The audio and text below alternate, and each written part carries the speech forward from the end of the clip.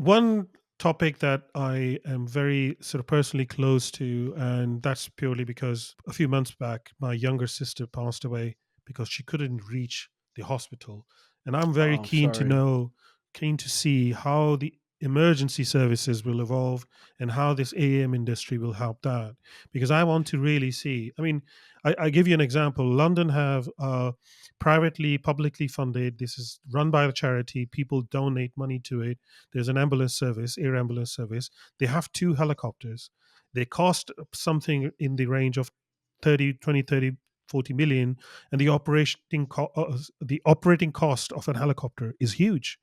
Imagine if we can have these vehicles to replace them. Not only that the running costs will go down, but also you can buy many more vehicles than just one helicopter, right?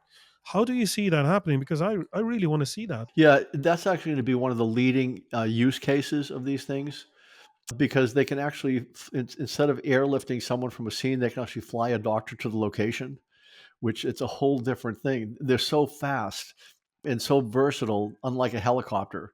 There are several companies. Beta just, I think, about a week or so ago, they started and they've raised maybe $100 million, I think, so far. They're in Burlington, Vermont, which is not a really big state, and they're actually looking at organ transplant for these things.